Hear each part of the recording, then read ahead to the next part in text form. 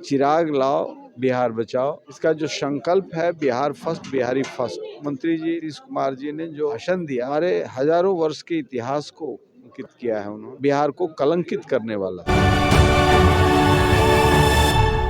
ये अभी हम लोग पार्टी लोक जनशक्ति पार्टी रामविलास जिसके राष्ट्रीय अध्यक्ष हैं चिराग पासवान जी, इसका जो संकल्प है बिहार फर्स्ट बिहारी फर्स्ट, तो इस स्लोगन को हम आगे ले जाना चाहते हैं गांव में, खेत में, खलिहान में। और इसलिए एक यात्रा फेज वाइज यात्रा शुरू होने वाला है। यह जनवरी के फर्स्ट वीक में शुरू होगा। आज बिहार में जो एक अंधकार का वातावरण है और उसमें बिहार की आवाम चिराग की रोशनी में अपने को सुरक्षित संरक्षित महसूस करने वाला है। तो इसके लिए जमीन तैयार करना पड़ेगा। लोगों को विश्वास है कि हम चिराग पासवान के नेतृत्व में एक नए बिहार की कल्पना कर सकते हैं। तो 74 आंदोलन के गर्भ से जो निकले हुए लोग हैं, उसमें कुछ लोगों ने बिहार के स्थिति को अब अस्मिता पर सवाल खड़ा कर दिया है।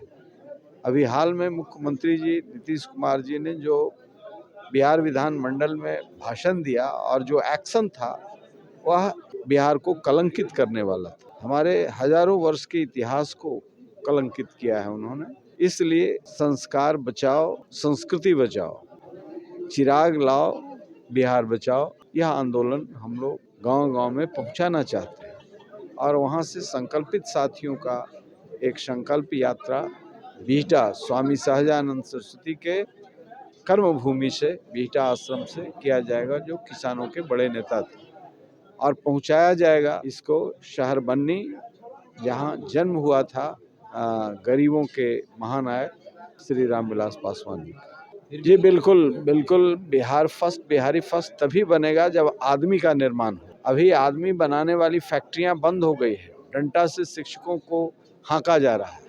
तो संपूर्ण शिक्षा, स्वास्थ्य, रोटी, रोजगार, कानून व्यवस्था, ये सब पर जब तक काम नहीं करेंगे, और इसके लिए मन बनाना पड़ेगा, आवाम को जाति धर्म से ऊपर उठना होगा।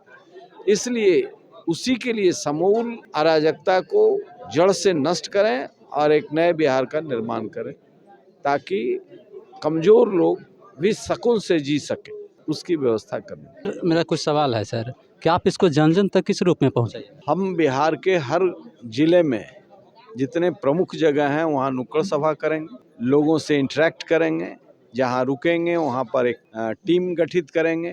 वो गांव-गांव तक जाएगा, खेत-खेत तक जाएगा, खलिहान में जाएगा। इस संवाद को, जो चिराग पासवान का संकल्प है, इनके संवाद को गांव तक, प्रति व्यक्ति तक पहुँचाने का काम करेंगे। सर, इस मंच को बनाने का मुख्य उद्देश्य क्या था? आखिर क्यों आवश्यकता पड़ गया? इसकी आवश्यकता इसलिए है कि सांस्कृतिक विरासत हमारी नष्ट हो रही है, और यह पार्टी अपने एजेंडे पर काम करती है, लेकिन आदमी का निर्माण का काम ये मंच कर रहा है, जिसमें विचारों से लैस होगा और पार्टी को ताकत देने का काम करेगा। सर, इस चेतना की माने ये जो मंच है, इस मंच के द्वारा आप लोगों में चेतना का विकास किस रूप में करिएगा? भाई, किसी को सजग हम करते हैं विचार से ही ना। जब हम विचारों का आदान प्रदान करेंगे तो उनके अंदर चेतना आएगी, संवेदनशीलता आएगी।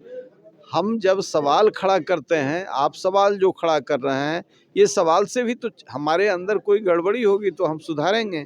चेतना यही है ना। कठिन तो होता है, लेकिन कठिन है इसलिए हाथ पर तोड़ करके बैठ जाएंगे।